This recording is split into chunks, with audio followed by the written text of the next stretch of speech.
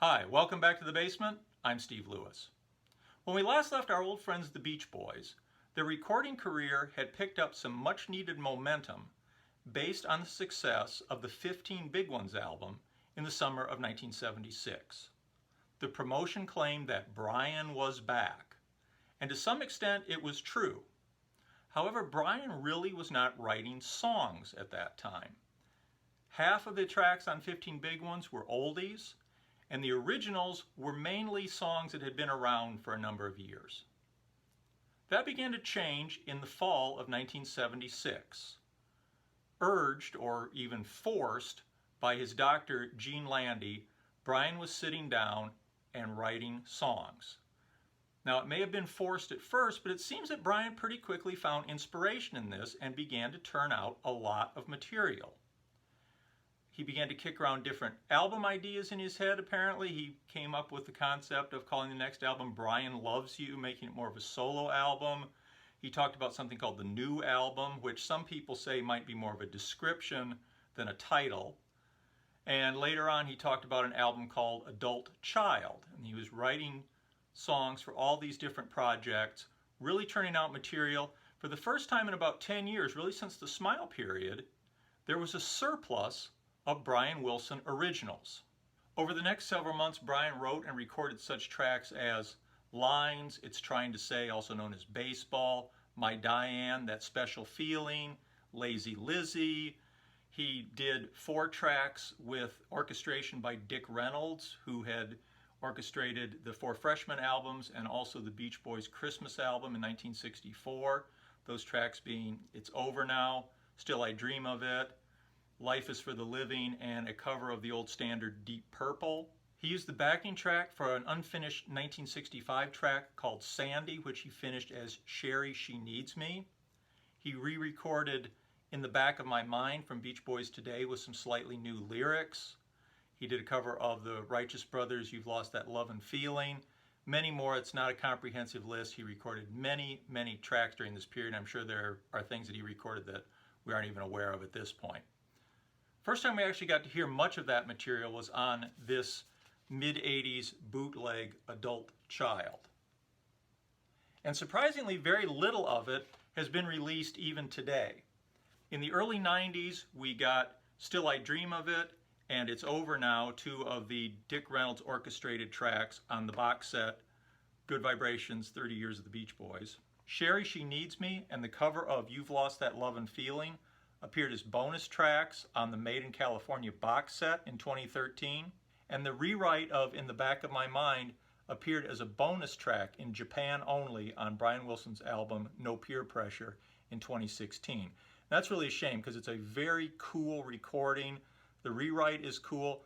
The recording itself is a little rough. The vocal's a little kind of like a scratch vocal, but it's a really cool recording and deserves to be heard more widely than it will be as just a bonus track on a Japanese-only release.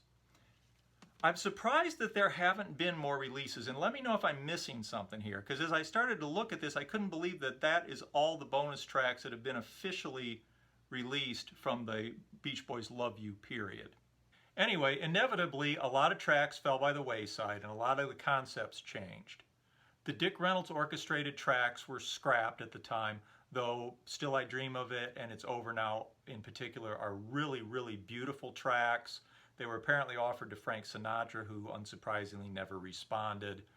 I can kind of see why they wouldn't have released him in 1977 because, now at this time with all the great American songbook recordings by people like Rod Stewart et al., that type of crooner music is in vogue again and sounds really good. In 1977, that just seemed tired and cliched and extremely unhip. So I can kind of see why it might not have been a great thing for the Beach Boys to release in 1977. But a couple of Brian Wilson's very best songs there, Still I Dream of It and It's Over Now.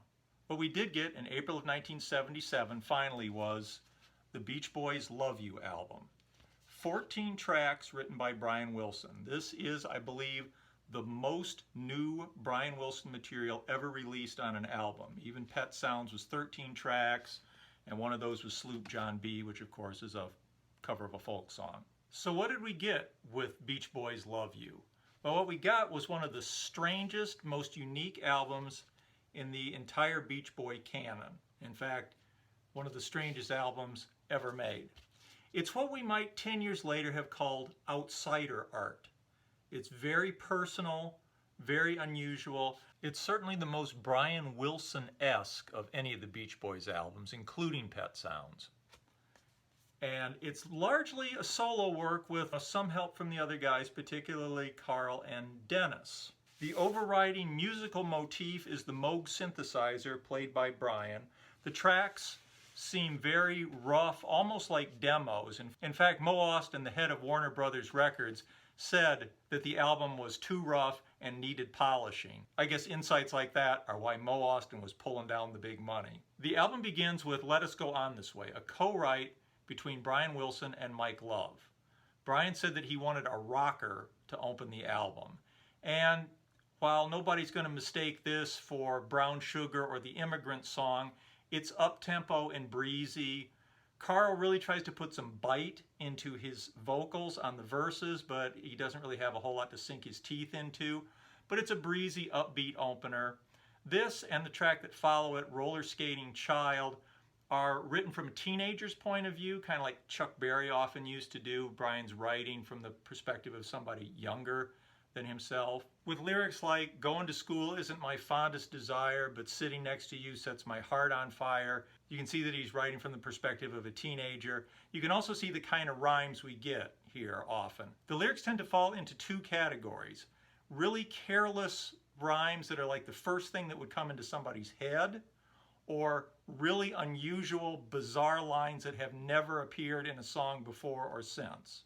Another example of that is on the second track, Roller Skating Child, with the lyric, I go and get my skates on and I catch up with her. We do it holding hands, it's so cold I go burr.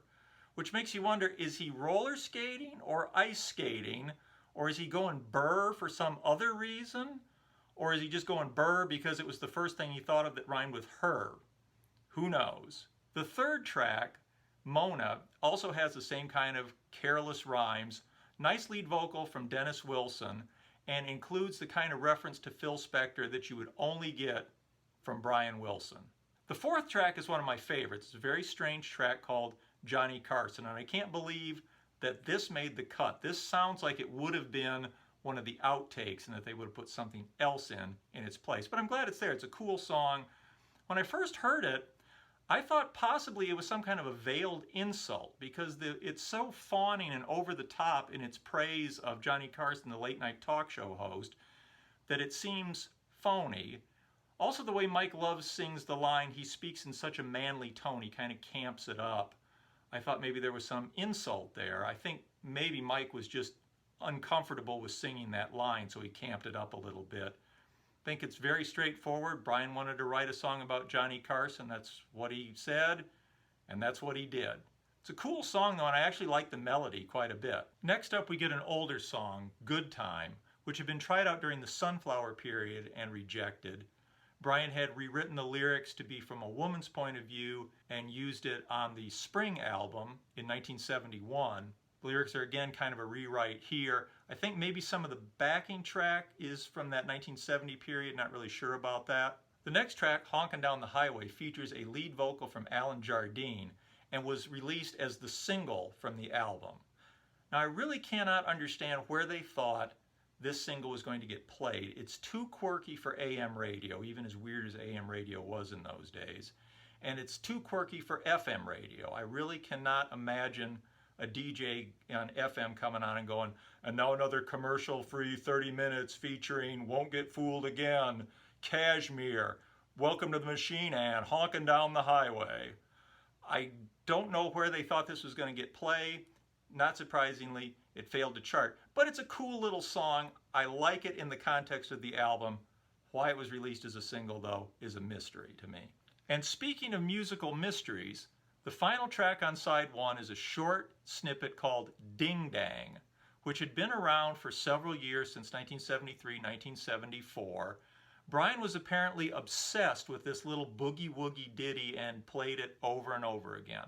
In the film Echo in the Canyon, Roger McGuinn of the Byrds, who's credited as a co-writer on the song, talks about Brian having come over to his house unexpectedly, come in, hung out, played Ding Dang on the piano over and over again. McGuinn says he went to bed. When he got up, Brian was still playing it. It only had one verse. It was this simple little thing. In Keith Badman's book, The Beach Boys, The Definitive Diary of America's Greatest Band, he places this incident of Brian going to McGuinn's house in October of 1976. And the quote here from McGuinn is much more extensive, including the information that when he arrived at McGuinn's house, Brian was on the run from Dr. Landy. If this story actually took place in October of 1976, which seems likely if Brian was trying to get away from Dr. Landy, it's hard to see what McGuinn could have contributed writing-wise, since the song, such as it was already complete in 1973-1974. Of course, writing Ding Dang is no great shakes. It's only got one verse. It runs 57 seconds on the record, which is plenty of time.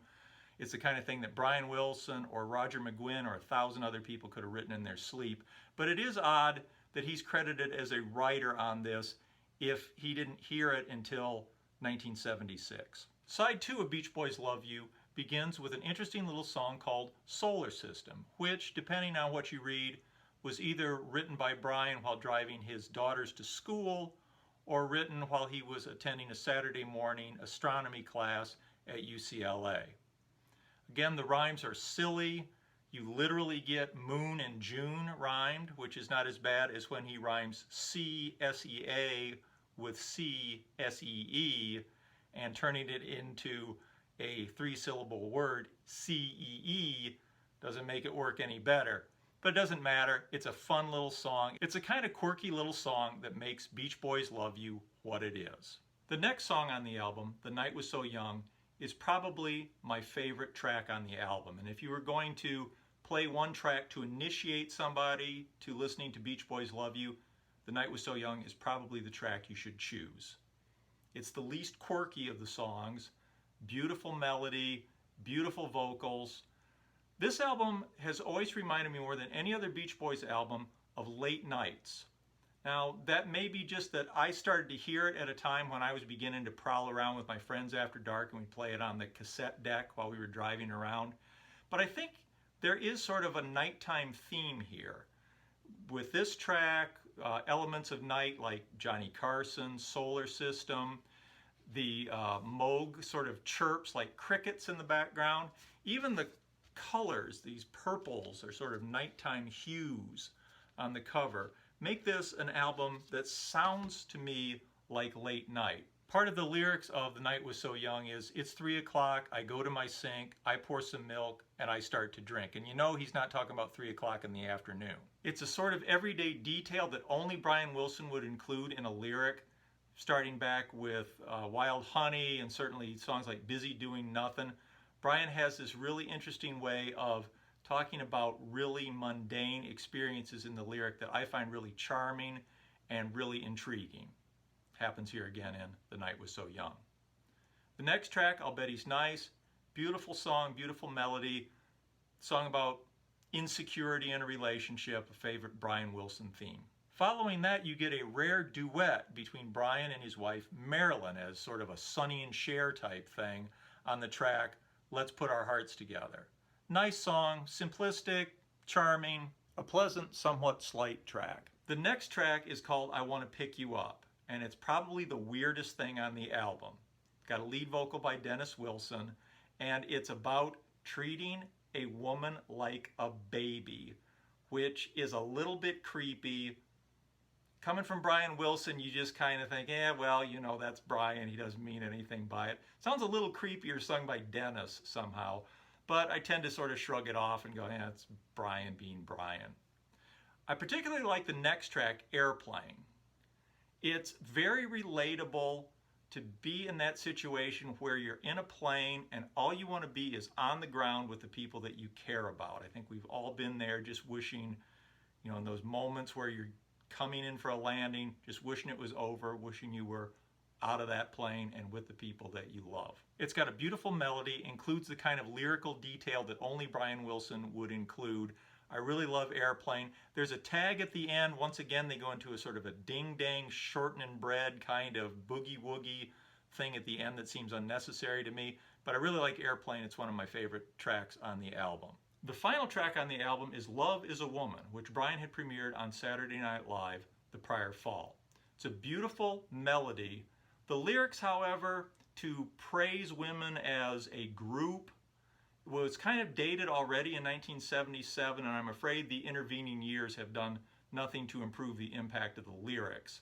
But it's a nice melody, it's a nice closer for the album. The Beach Boys' Love You was released just weeks after the announcement of their big multi-million-dollar deal with CBS Records, and it's been said that Warner Reprise did not spend a lot of money to promote it because they knew that after one more album they'd be losing the Beach Boys to CBS. My recollection is that it was pretty heavily promoted, at least in stores. There were a lot of in-store displays, there were mobiles that hung from the ceiling, they would have sort of standalone racks of the album.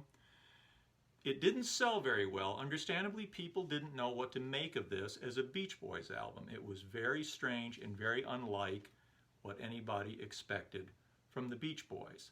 The album only reached number 53 on the charts. There was no strong single from the album. Unsurprisingly, Honkin' Down the Highway failed to chart. The album ended up clogging up cutout bins for years. In case anybody doesn't know, a cutout is, see this little notch here? They punch a hole or cut a slot in the record, later on CDs, to indicate that it's being sold at a discounted price. It's not so much that it prevents the consumer from returning it to the store, because if you return it to the store, you typically needed a receipt which would indicate the price that you paid. But it does keep the stores from trying to get full credit from the distributor, and the distributor from trying to get full credit going back to the label. This was important particularly in the days before they had barcodes, but in case anybody doesn't know, a cutout indicates that it's being dumped at a lower price. Sometimes it also indicates a promo copy, but generally it indicates something being dumped at a low price. Anyway, end of that digression. What I really wondered is, did CBS hear Beach Boys Love You before they signed them? They were very eager to get Brian Wilson producing 75% of the product coming out of the Beach Boys. But I wonder if they really knew what Brian Wilson 1970s product was going to sound like. Brian hadn't been a prime mover on an album since Friends in 1968, so 9 years earlier. He hadn't been a reliable hit maker since 1966 and Good Vibrations, so I'm not really sure what people expected out of Brian Wilson in the late 70s, but I do think that they were surprised by Beach Boys Love You. Now, Brian Wilson says that this is one of his favorite albums. Sometimes he's called it his favorite. Alan Jardine said in 2013 that he thinks some of their best material is here. Personally, it's an album that I really love. I think you need to have a fondness for Brian Wilson to like a lot of this. It helps to know a little bit about the Beach Boys, but it's very charming, very quirky. The Beach Boys canon would be much poorer without the Beach Boys Love You. And it's the last really, really interesting album the Beach Boys as a group ever did. Please let me know what you think. Love to hear your comments. Please like and subscribe. Hope to see you next time. Thanks. Bye.